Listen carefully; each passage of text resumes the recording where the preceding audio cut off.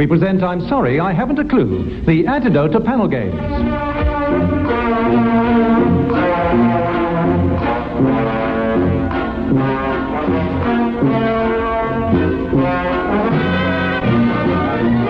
At the piano is Leon Cohen, and your chairman is Humphrey Lyttelton.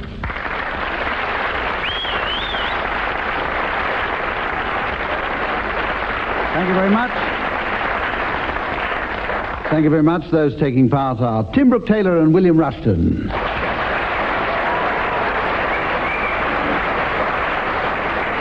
And they'll be issuing a number of unlikely challenges to Barry Cryer and Graeme Garden.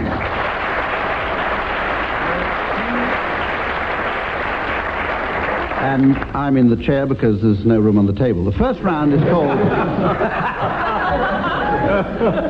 in order to get the game off to a turgid start, we have a round called Sound Charades. One team has to make noises and the other team must guess what they mean. The audience are let into the secret and can help by applauding when they're getting warmer. On the other hand, they can help even more by shutting up. Now, the first people to make the noises are Tim Brooke-Taylor and Willie Rushton. And there'll be a pause now while somebody shows the audience what this charade is, and a voice will tell those of you...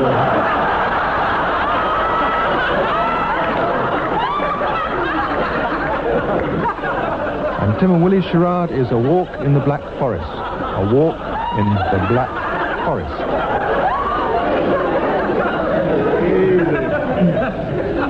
Easy. So Tim and Willie, now what is that? Is this a It's book obviously something different than we thought it was. It's a piece of music. Piece of music. Okay, does that satisfy you, Barry and Graeme? You've got the answer straight away, have you? You'd like them to make their noises. With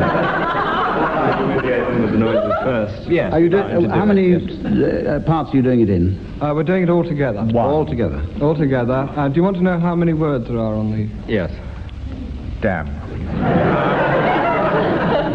6? But some are unimportant. You said of 6. Okay, it's all going... Okay, here we go. Well, it's a lovely day, isn't it? Let's step out a bit. Yes, listen to the birds tweeting. Tweet, tweet! Oh, and just listen to the trees whispering.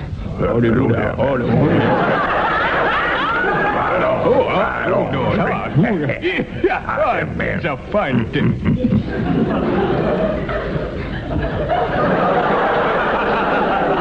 Barry and Graeme, I want you to be very careful. Barry's got it.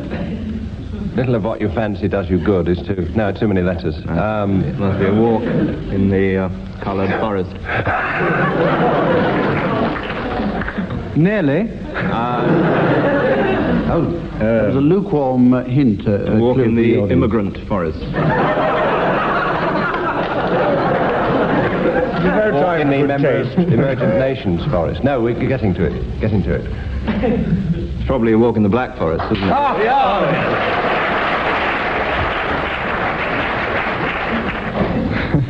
You scored 2 points for that, because it says that I've got to give you 2 points here. And Barry and Graeme, it's your turn to make the noises, and Tim and Willie, it's your turn to guess what they represent. Once again, the audience will be shown... Barry and Graeme's charade is Anthony Wedgwood Ben. Anthony Wedgwood Ben. Barry and Graeme, is this a work of fiction or what? There are 2 theories on this. No, it's not a work of fiction. It's a work of fact. A work of God of fact. It's a person. It's a person. A person, right? That gives you... that narrows it down a bit for you. How many letters? Words? 3 words. 3 words. And we'll do them one by one in the right order. Right, start now. Starting with Graeme. Knees!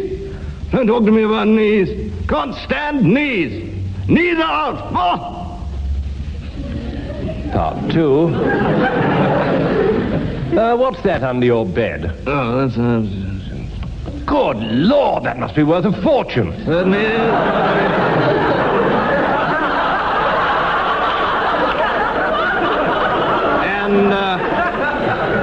And incidentally, get out of my bed. I just said that for effect. Boom, boom, boom. Boom, boom, boom. Boom, boom. Boom, boom, boom, boom.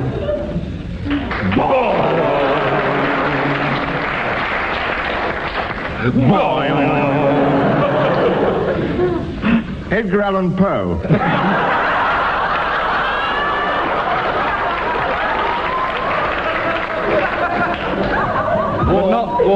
Not necessarily in that order. Edgar Poe. Edgar Poe Allen, yes. Knees Jerry Ben. Knees Jerry Ben. Anthony Wedgwood Ben, I dare say.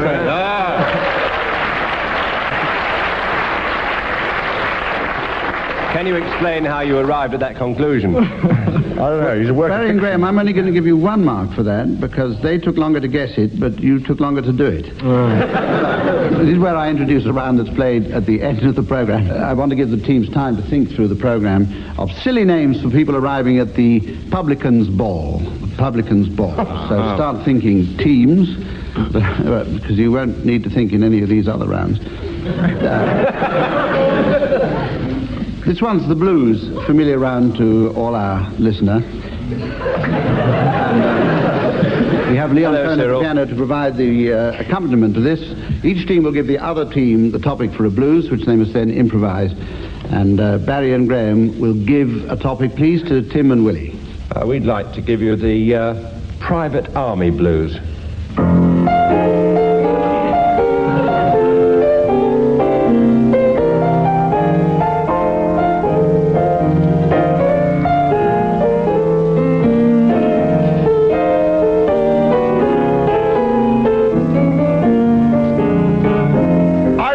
This morning, Oh, yeah, man. opened the window and barked orders at my men.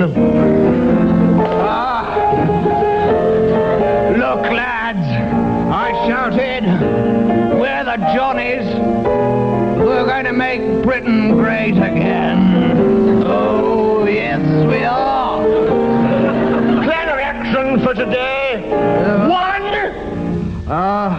We're going to stick a bayonet right up Anthony Wedgwood.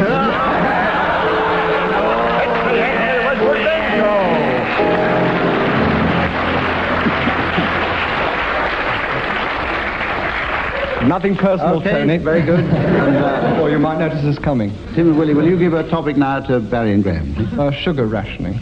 Very sure.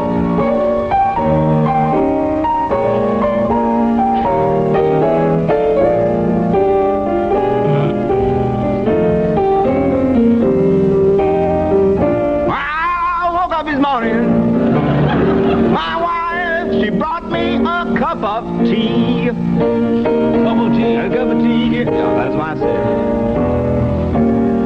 I said, no sugar. Oh, but what you doing to me?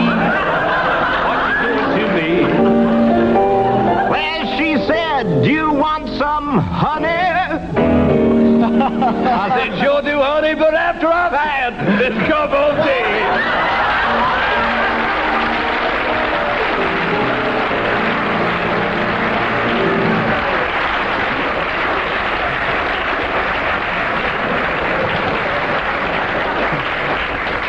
Yes, Barry and Graeme, congratulations. That puts you just in the lead. We go on to a round which is called New Words, for the simple reason this is a new round which we haven't played before. And for this round, I'm going to give each of you a word which you must then use in a sentence to demonstrate its meaning. The members of the opposing team can challenge if they disagree and give the real meaning if they can. And marks will be awarded only if I remember to write them down. Barry, let's start with you. And your word is burle, B-I-R-L-E. My wife said she'd always loved Ives. I thought she meant saint, but found she meant burl. Ingenious. Well, I'm told he enjoys being a burl. No, to burle means to carouse. Oh, it's a verb. Yes. Ah. Yes. You didn't want me to tell you that, did you? No. It makes it more fun if I don't. What's verb? Right. Now then, Willie, your word is blad, B-L-A-D. And as we didn't The tell... first Chinese Western was Glad Day at Brack Rock.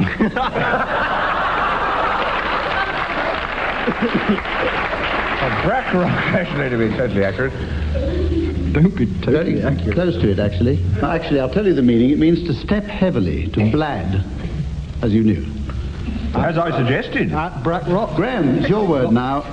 Engrail, E-N-G-R-A-I-L. Engrail. It's North Country dialect, Well, can you give us a sentence? which is an elision of the words "and great" sort of thing, as if you were saying "and Great Britain," as in Eddie Waring. No.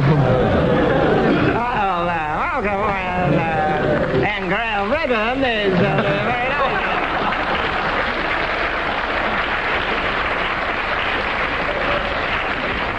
Well, bare-faced is the word for that. But anyway, Tim and Willie, any improvements on that? No, I can't do Eddie Waring at all, can you? Nor can Eddie Waring. Like to do somebody else. But we could improve on him. No, I'd have thought that was correct. Well, actually, engrail, I'll tell you what it means. It means to render prickly. To render prickly. Yes. And Tim, your word, and if you write this one down, because it's a bit complicated. Sorry.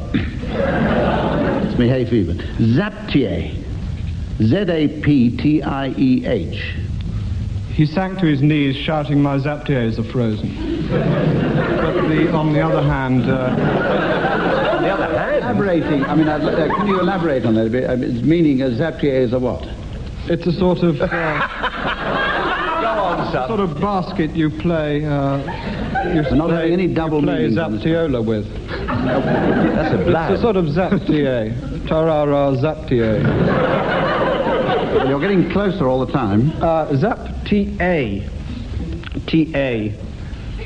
Good night. I know that. Very noted. I know Very it, noted. Humphrey, you see, I know it, because it's Czechoslovakian for shooting stick. I'm sorry, I'm declaring my interest in this. I do know that it is Czechoslovakian for shooting stick. Well, It's onomatopoeic in a way, because you ram it into the ground and then sit on it, and it's a sort of zap. Hey! The Czechs are notorious for inserting them in the ground the wrong way round, you see. I get the point in the I would end. prefer to... I'm going to give you 10 points for that, Barry, because you're so close. You're only a few hundred miles out on that one. It's a Turkish policeman. Right. But now we go on to the next round. Incidentally, people write into this program and complain that they've added up the score with me and they find that my addition is wrong. And they complain that I'm cheating and not keeping the right score.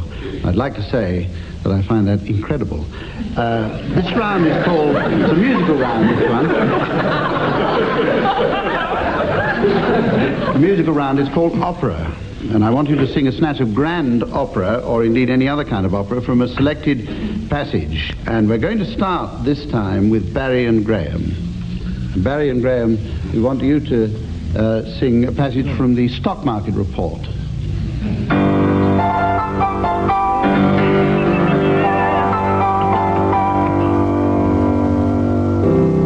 The pace of yesterday's advance in London stock markets proved too hot to be maintained today, and generally irregular conditions developed after a firm opening. Associated Portland Cement advanced 8 pence to 434. Reconstruction, however, depressed by their interim report and Many engineering shares made further progress. with Alfred Herbert again higher. Alfred Herbert again higher. In the coming year, raised Alfred Herbert.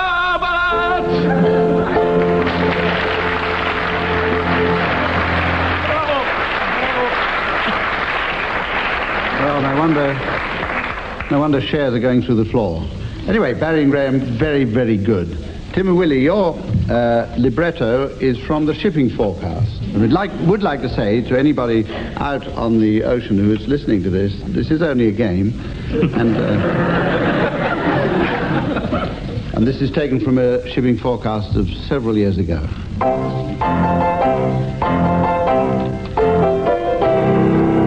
And now, here is the shipping forecast issued by the Meteorological Office at 1710 British summertime.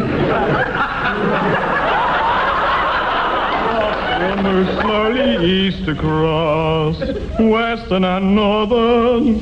See, I forget the rest of the tune. And now the area forecasts for the next 24 hours. Sul southwesterly for increasing 6, with the fog patches, rain at times later. Irish Sea. Irish Sea? Yes. Irish Sea. Certainly 3, increase in 5 or 6 beer in southwest. Fair Isle. Oh. Faroes. Oh, Pharaohs. Southerly 5, increasing 6. No icing, locally poor. Rocco! Oh, thank you very much.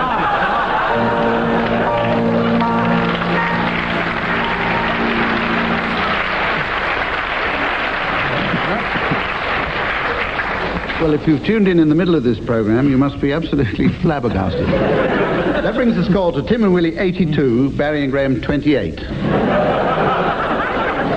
And we come to an ever-popular round, which is the ad-lib poem. The team is going to make... with us. The team, you know you love it. The teams are going to make up a poem. Each team member must keep going until I press the buzzer, which sounds like that. It's a good buzzer, I must say. And then they've switched it on me. Then a member of the opposing team must take over. This goes on until the natural artistic conclusion is reached, or until I find my buzzer. First line of your poem is this. Now, will you take it down? Give over, do, oh, please leave off. You're going to drive me crackers. They're going to ask Tim Brooke-Taylor to start. Oh, good. Excellent. I shall be awarding the marks for poetic feeling and sensitivity and a complete, total absence of rude words. Give over to please leave off. You're going to drive me crackers. I'd like to say another thing. More interesting, I'm sure. I wish you would. Will you take up on that, Barry? That though I may be honest, sir, at heart I know I'm poor. But gold and riches, what are they? And money in your purse. As I go through life's pageant, I know it might get worse, and yet a smile is in my heart. 'Cause pennies aren't all that. I've seen them. And Benny's sensitive about it. But still, I doff my hat to them who say, to them who say, oh, away with gold. It's what's in your heart that counts. Willie.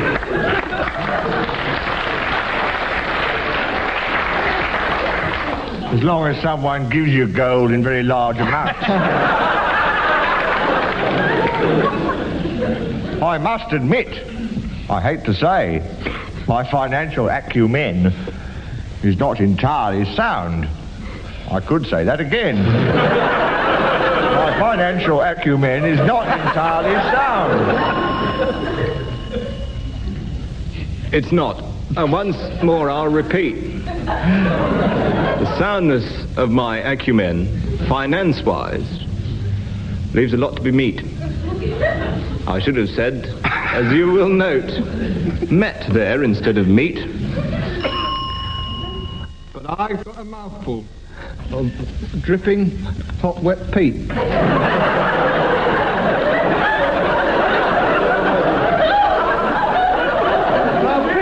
Now, Pete was none too happy about this situation.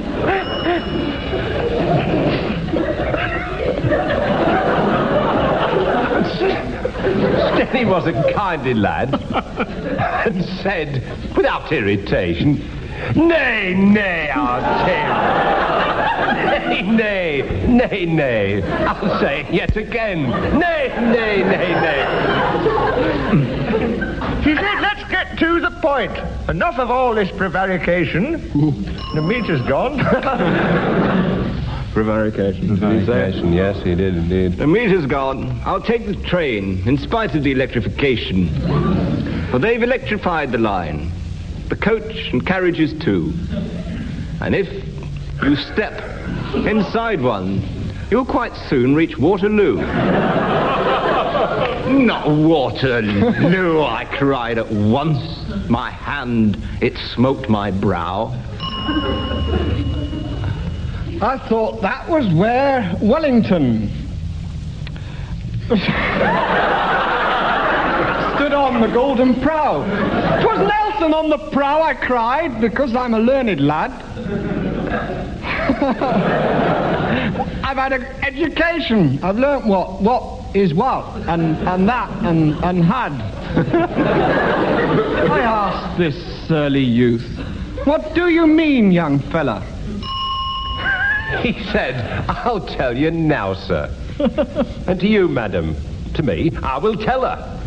What I did mean earlier on, when Tim was striving for a rhyme, was I could give him one, you see, but I didn't have the time. I could have had the time. I could have had the stature. If only as a lad I'd chanced upon Mrs. Thatcher.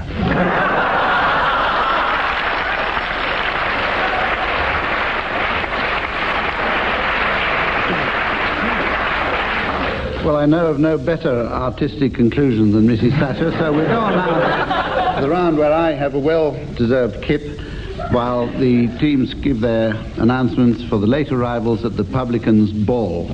And anybody can start who likes to. Striding through the door, and not a moment too soon, Mr. and Mrs. Tonic and their lovely daughter, Jean Ann Tonic. Please welcome, from London, the Bitter family. That's Arthur Bitter. And his meek daughter, Mild Ann Bitter. Admire their boldness. Camp Barry and his caustic friend, Dry Ginger.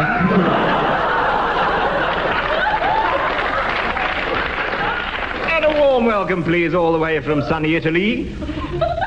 The Teeny family, Mr. and Mrs. Teeny, and their lovable mother, sweet Ma Teeny.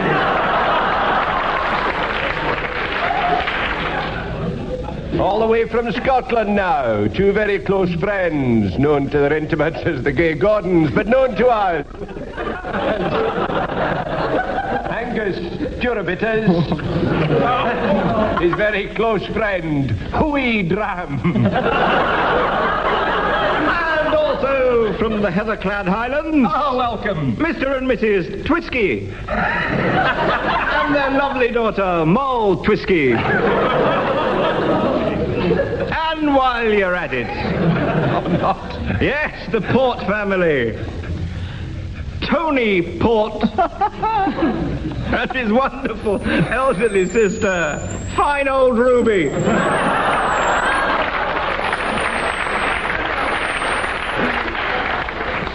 Jack Daniels and his wife, Cherry BB Daniels.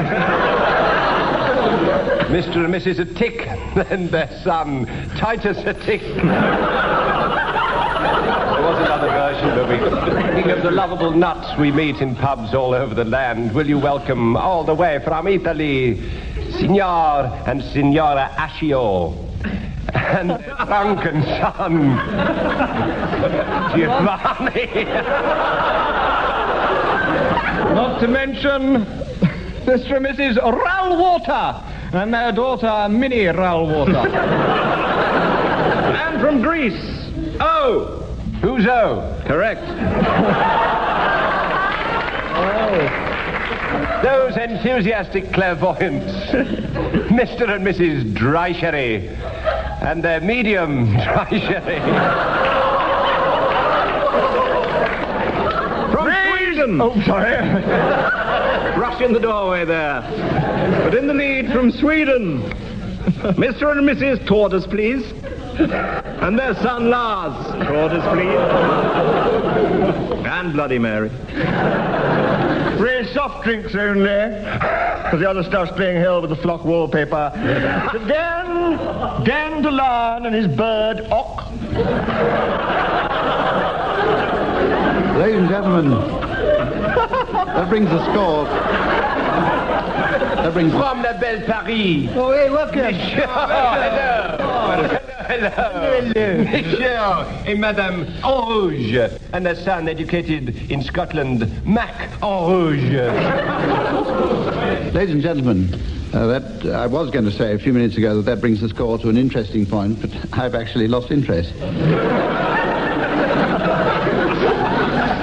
Rekindle your interest, if you please. Raise your glasses. For Mr. and Mrs. Knee is Pale. And their son, Watt. Ladies and gentlemen, that does bring us right up to the end of the programme now, and as I said, very interesting score. And join us again next week for some more fun and games from the teams, and from me, goodbye.